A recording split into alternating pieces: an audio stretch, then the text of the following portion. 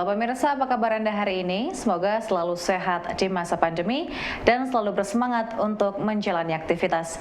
Bagi pemirsa yang harus tetap bekerja di luar rumah, jangan lupa untuk selalu menggunakan masker. Hari ini program Berita News Point hadir menjumpai Anda bersama saya, Belinda Amanda. Selama 30 menit ke depan, News Point akan menyajikan berita terbaru seputar Universitas Brawijaya dan Malang Raya. Jangan kemana-mana, keep on our channel, News Point.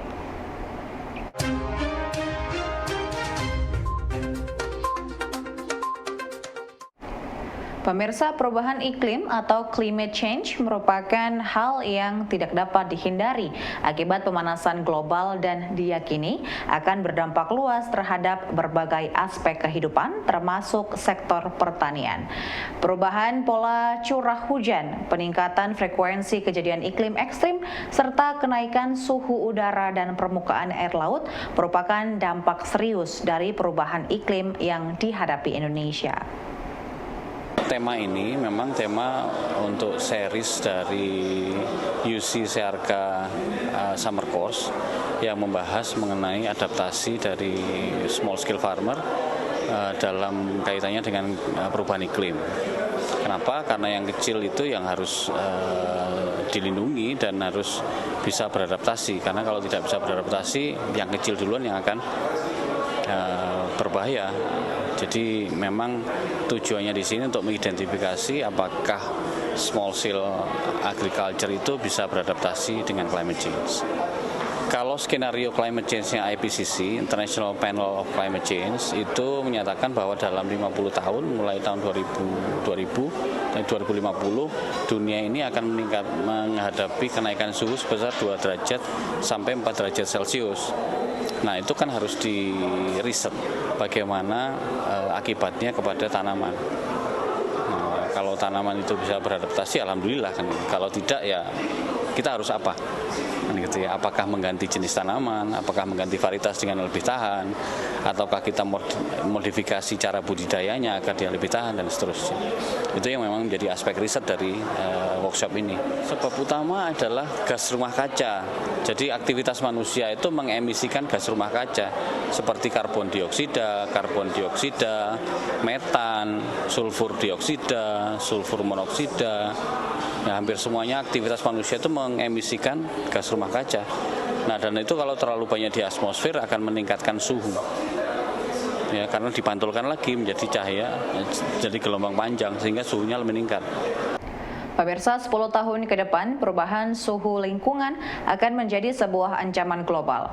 Isu tersebut mendapat perhatian dari dosen Departemen Agronomi Fakultas Pertanian UB, Karuniawan Puji Wicaksono. Menurutnya, perubahan iklim akan membawa perubahan buruk terhadap petani dan pedesaan karena adanya perubahan curah hujan, suhu udara, serta ketersediaan air bagi pertanian di kawasan-kawasan rentan. Memberikan wawasan sebelum mahasiswa turun ke lapangan. Jadi setelah ini 32 mahasiswa dari 7 negara itu akan turun ke lapangan melihat bagaimana praktek-praktek yang berhasil di pertanian skala kecil yang bisa dijadikan contoh untuk pertanian skala kecil lainnya di dunia. Satu, kita sebenarnya tidak harus Banyuwangi sih, cuman di Banyuwangi itu lengkap. Kita bisa melihat pertanian yang di upland sampai yang di coastal.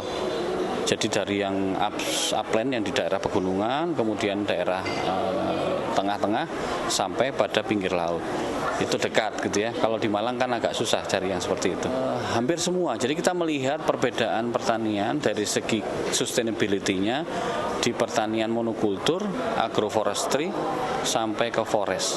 Jadi kita lihat semua indikator ekonomi, ekologi, dan sosialnya dari semua jenis model pertanian itu.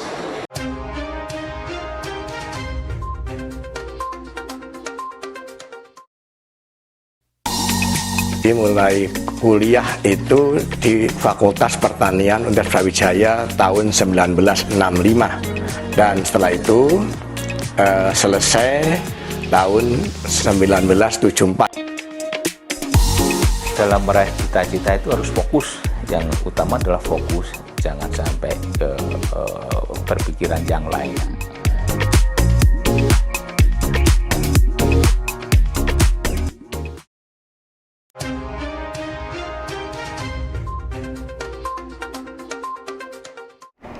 Pemirsa, pertandingan sepak bola mini dalam rangka Lustrum ke-12 UB telah berakhir.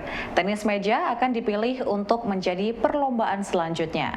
Dengan menjunjung tinggi sportivitas, rangkaian kegiatan olahraga ini diharapkan dapat menjadi ajang sehat bersama, silaturahmi, serta dapat memperkuat hubungan antar sivitas. Untuk DS yang masuk ke UB ada sepak bola dan nanti minggu depan akan dilaksanakan tenis meja. Jadi harapan saya untuk tahun depan untuk DS ke-61 maka kami diharapkan untuk menambah semua cabang olahraga yang memang benar-benar di bawah naungan DS. Jadi harapan saya ada tambahan di cabang olahraga lain seperti bulu tangkis atau ada tenis lapangan atau juga ada sepak bola mungkin gitu. Jadi harapan saya ke depannya bisa lebih banyak cabang olahraga. Universitas Brawijaya diberi kepercayaan untuk menjadi tuan rumah dalam pelaksanaan UC Summer Course 2022. UB bekerja sama dengan Serca yang akan melaksanakan kegiatan selama 2 minggu di Kabupaten Banyuwangi. 33 mahasiswa pasca sarjana akan terjun ke lapangan untuk melakukannya. Pesertanya ya itu tidak hanya dari Fakultas MIPA, jadi justru ini acaranya universitas gitu ya. Jadi kebanyakan mereka yang memiliki bidang di ekologi atau lingkungan, kemudian memiliki bidang ekonomik ya, terutama untuk pertanian dan juga bidang agriculture ya atau pertanian seperti itu. Gitu. Nah pesertanya ada 33 peserta yang terdiri dari 17 peserta dari luar negeri, jadi dari Taiwan, kemudian Thailand, Filipina, Malaysia, ya seperti itu. Kemudian yang 16 itu dari Indonesia, di mana terdiri dari Universitas Brawijaya, UGM, dan IPB. Untuk seleksi, kalau untuk yang dari luar negeri, proses seleksinya kami serahkan ke masing-masing pihak di luar negeri ya. Namun kalau untuk di Indonesia terutama dari UB ya, untuk yang dari UB mereka diharapkan memiliki TOEFL score di atas 500 gitu ya. Jadi karena nanti akan berinteraksi menggunakan bahasa Inggris dengan peserta internasional seperti itu. Dan juga fasilitatornya itu dari Perancis ya, dari L'Institut Agro Montpellier. Ya tentu saja kita berkomunikasinya berbahasa Inggris.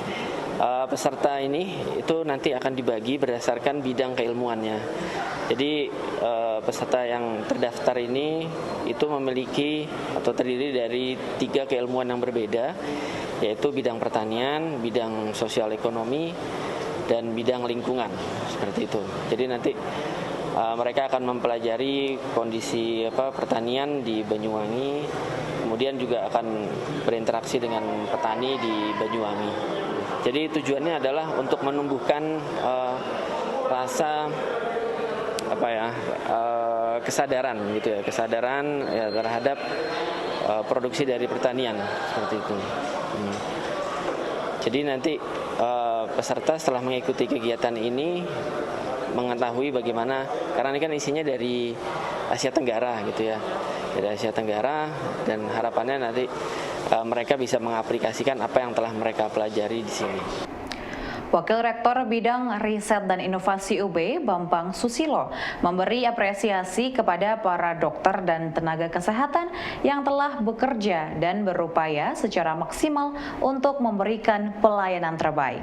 Bambang Susilo juga menyampaikan harapannya agar kedepannya ada lebih banyak lagi dokter dan nakes yang dapat turut serta membantu pelayanan dan pengobatan untuk daerah-daerah terpencil.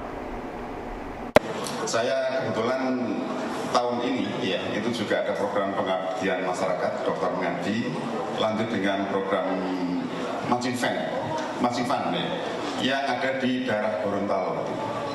Letaknya sangat jauh itu ya. Jadi kalau dari Gorontalo ke lokasi namanya Pinogu itu. Desa yang sekarang di kecamatan, letaknya di tengah-tengah hutan. Itu kalau dari Gorontalo ke lokasi yang terakhir itu ada jalan aspal itu 1 jam. Dari lokasi aspal ke satu lokasi yang di Ponorogo itu satu-satunya jalan ya, itu hanya bisa dinaiki dengan sepeda motor dan harus kendaraan trail itu. Itu perlu waktu 5 jam. Jadi saya ngojek 5 jam dari titik ke titik yang terakhir sana. Di sana ada puskesmas itu. Jadi puskesmas dan satu-satunya itu jadi masalah besar juga karena masalah transportasi. Yang saya salut itu juga ada seorang dokter di sana itu mengabdi di sana. Makanya saya itu benar-benar salut kepada tenaga kesehatan yang pengabdiannya begitu besar pada masyarakat. Dengan perjalanan yang sangat jauh, ya, 5 jam dan satu-satunya dengan trail itu. Saya ikut ngojek juga ke sana itu, boyok loro kabeh gitu ya. Tapi saya kira lebih loro dengan tenaga kerja kesehatan yang di sana itu. Jadi kalau merujuk ke rumah sakit itu jadi masalah juga. Jadi ternyata dokter itu bekerja berat karena di lokasi di sana itu banyak hal-hal yang harus ditangani dalam kondisi darurat. Obat tidak ada, obatnya sudah ketemu ini, tapi obatnya sudah tidak ada. Jadi banyak hal, belum lagi peralatan-peralatannya sangat terbatas. Jadi benar-benar saya salut ke tenaga kesehatan yang bekerja benar-benar untuk kemanusiaan. Maka nyambung benar pada hari ini kalau kita bicara di sini disampaikan tadi connecting people with a thousand love, ini memang itu dilakukan oleh para dokter dan tenaga kesehatan yang lain. Tepuk tangan untuk dan semua tenaga yang itu. Cuma sekalian itu di sana itu kalau merujuk itu tidak bisa orang sakit dengan ojek. Jadi harus jalan kaki itu 10 sampai 12 jam. Iya, jalan kaki itu ya, karena tidak ada kendaraan. Kalau naik trail ya orang sakit kan tidak mungkin. 2 orang juga tidak mungkin. Jadi jalan satu-satunya adalah demikian. Dan kemarin waktu sana itu salah seorang kepala desanya itu harus rumah sakit, meninggal di Gorontalo, itu balik ke lokasi untuk dimakamkan juga perlu waktu 12 jam untuk berjalan. Dan ini memang saya kira tanggung jawab kita bersama ke depan ya, agar nanti juga terkait dengan kesehatan ini nanti bisa lebih baik lagi di negara kita, dan ke depan ini benar-benar tantangan yang sangat luar biasa. Yang kedua, kemarin juga kebetulan saya interview untuk calon beasiswa LPDP, sama juga teman-teman yang di Papua sana itu kasusnya sama juga itu. Makanya kalau dokter dengan jalur PDP udah saya nggak lihat apa-apa, pokoknya saya akan rekomendasi untuk lanjut itu. Karena memang itu pengabdian dan benar-benar dibutuhkan di masa yang akan datang, bahkan masa kini juga dibutuhkan sekali. Karena itu sekali lagi saya ucapkan selamat ya untuk teman-teman dokter, teman-teman nakes yang pengabdiannya sangat luar biasa, dan kami terima kasih Pak Dr. Sukuranto, senior kita semua, termasuk saya sebagai anaknya, cuma kelihatannya putih kumisnya, tapi sebenarnya anak beliau itu ya, atas perjuangan selama ini sehingga klinik UB juga akhirnya bisa sebesar ini.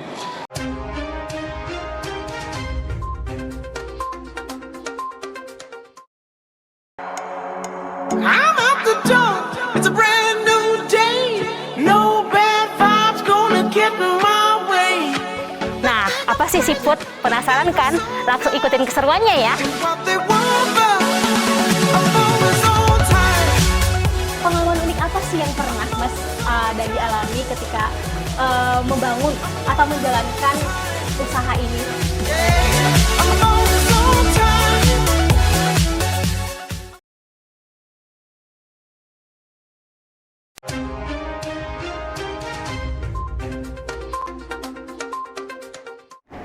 Sebagai upaya menambah wawasan serta kemampuan berpikir kritis para mahasiswa terkait dengan isu-isu yang sedang terjadi saat ini, Badan Legislatif DPM UB mengadakan Brawijaya Legislative Fair 2022. Menurut staf ahli Badan Legislasi DPM UB, Ivan Dwi Haryo, kemampuan untuk berpikir kritis sangatlah penting untuk mahasiswa yang nantinya akan terjun ke dunia nyata. Rangkaian acara Brawijaya Legislative Fair 2022 ini itu sebenarnya sarana bagi kita untuk sama-sama untuk belajar mengenai bagaimana kerjanya, bagaimana seharusnya lembaga legislatif mahasiswa itu bergerak.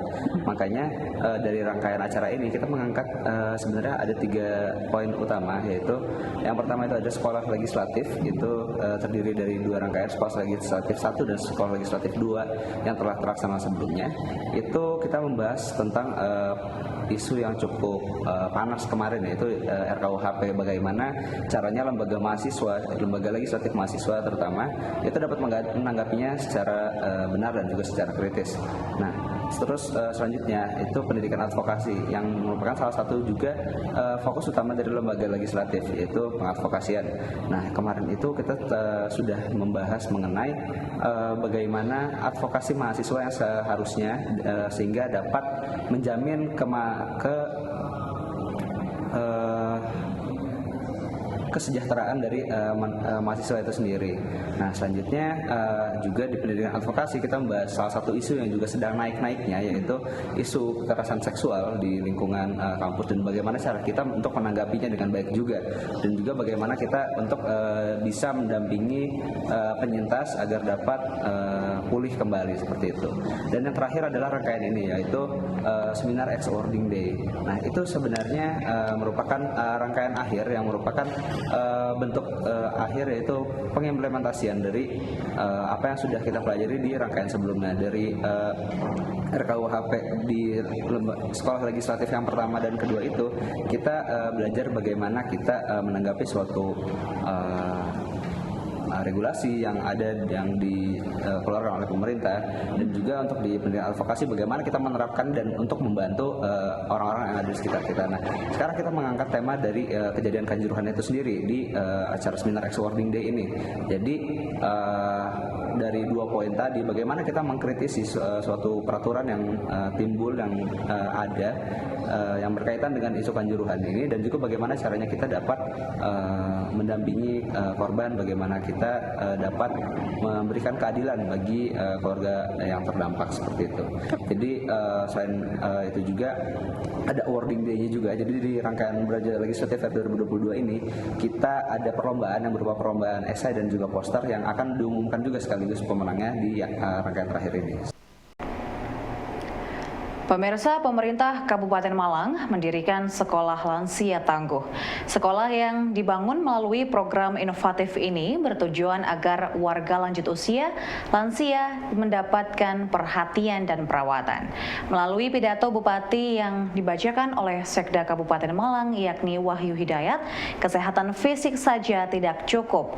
Lansia juga harus dapat berinteraksi sosial dengan masyarakat agar mendapatkan kesehatan dan bahagia secara lahir batin. Layanan kesehatan paliatif dalam mendukung pemberdayaan lansia serta para pendamping harapannya dapat menjadi wadah strategis yang akan menambah wawasan kita terkait layanan kesehatan paliatif, dan juga bagaimana cara-cara yang dapat kita lakukan untuk mendukung terwujudnya layanan ramah lansia. Mudah-mudahan bertambahnya pengetahuan dan wawasan kita dapat diberi pula dengan upaya untuk terus mengkampanyekan pola hidup sehat kepada orang-orang di sekitar kita. Dimulai dari lingkungan keluarga kita sendiri, yang selanjutnya dapat digerakkan ke arah lebih luas pada lingkungan tetangga, RT, RW, desa, dan pada tingkat yang lebih tinggi lagi, sehingga kesadaran tentang kesehatan masyarakat nantinya juga akan semakin meningkat.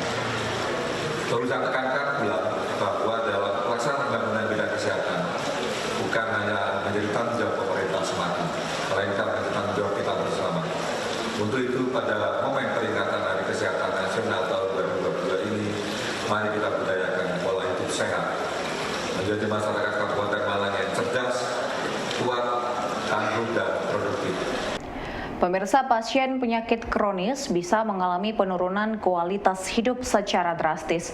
Selain karena penyakit yang semakin ganas, rasa tidak berdaya dan sulitnya melakukan aktivitas turut berperan dalam penurunan kualitas hidup.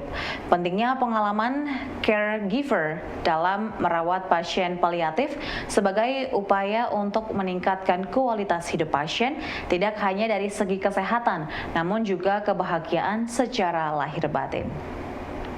Saya terus terang tergugah dengan acara hari ini karena hari ini saya jadi teringat bapak dan ibu saya almarhum yang sudah mendahului kita semua, beliau, dan rasanya dengan ini saya sebagai yang diminta menjadi ketua masyarakat paliatif Indonesia, insya Allah akan membuktikan kemampuan saya, kemampuan kami semua untuk kontribusi di aspek paliatif.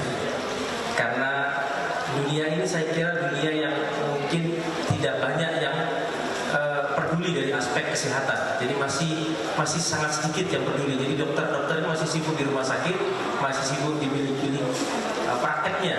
Tapi dengan suasana hari ini saya kira kita tercerahkan, artinya kita jadi terbuka bahwa banyak sekali para calon-calon caregiver, bahkan caregiver yang hadir hari ini itu bisa berkontribusi dan bisa berkolaborasi dengan kita semua. Jadi tadi yang disampaikan oleh Dr. Kartika dari Batu juga luar biasa. Dr. Kartika nanti juga bisa terlibat ya dokter ya di acara-acara masyarakat paliatif Indonesia. Mudah-mudahan kita ini bayi baru lahir, Prof.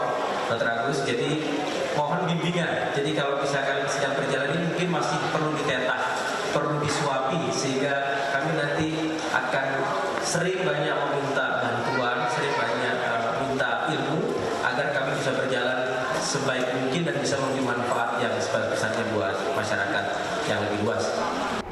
Pemirsa, informasi tadi sekaligus menutup perjumpaan kita hari ini. Jangan lupa untuk selalu menyaksikan News Point setiap hari pukul 19.30 waktu Indonesia Barat hanya di UBI TV, Televisi Pendidikan Universitas Brawijaya. Saya Belinda Amanda dan seluruh kru yang bertugas pamit undur diri. Tetap patuhi protokol kesehatan, wajib menggunakan masker. Terima kasih dan selamat beraktivitas.